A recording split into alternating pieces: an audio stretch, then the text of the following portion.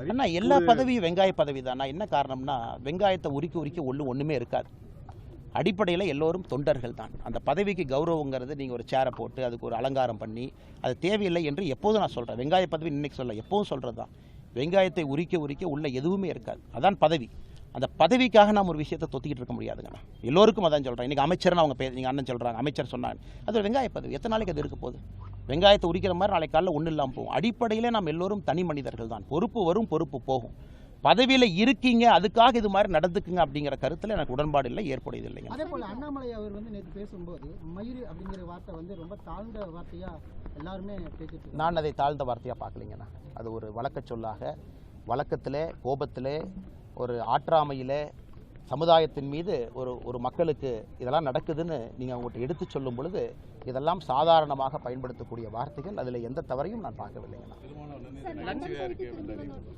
பரவாயில்லைங்கண்ணா. அண்ணன் நகைச்சுவையாக இருப்பவர்களுக்கு நகைச்சுவையாக இருக்கட்டும், சீரியஸாக இருக்கவங்க சீரியஸாக இருக்கட்டும். இதை இறைவனுடைய பாதையில் எடுத்துறவங்க இறைவனுடைய பாதையில் எடுத்துக்கிட்டோம்.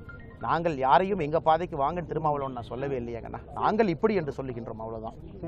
மேடம் சொல்லுங்கள் மேடம்.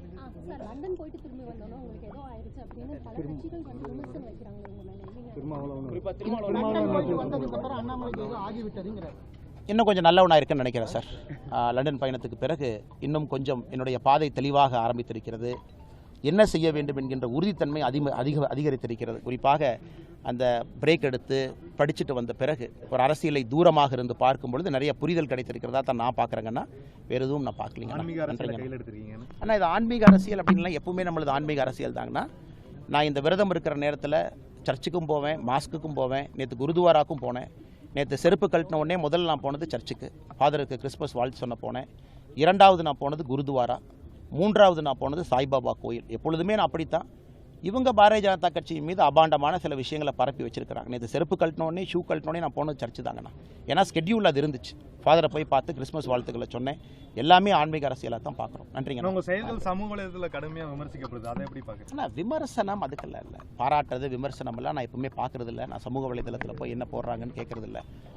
இதுதான் எங்களுடைய பாதை. இந்த பாதையில் தான் நாங்கள் போக போகிறோம். அதே போல் முன்னாள் ஐபிஎஸ் அதிகாரி இப்படியெல்லாம் நடந்துக்கிறாரு அப்படின்னு ஒரு அதே மாதிரி லண்டன் போயிட்டு வந்தது இது மாதிரி கோவில் போகிறதுக்கு தானே விமர்சனம்.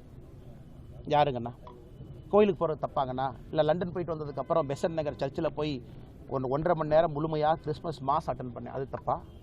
இல்லை நேற்று குருதுவாரா போய் அவங்களுடைய பிரார்த்தனை முழுவதுமாக அமர்ந்திருந்தோம். காரணம் 1704 கடைசி குரு கோபிந்த் சிங்கினுடைய 2 பசங்களை அவுரங்கசீப் அவர்கள் செவுத்தில் வச்சு போச்சாங்க. அதற்காக அவங்களோடு போய் அதை அனுசரிச்சுட்டு வந்தோம். அதெல்லாம் தவறா? அதனால் சொல்கிறவங்க சொல்லிட்டுங்கன்னா நம்ம பாதையில் நம்ம பயணிக்கும். நன்றிங்க. வணக்கம்.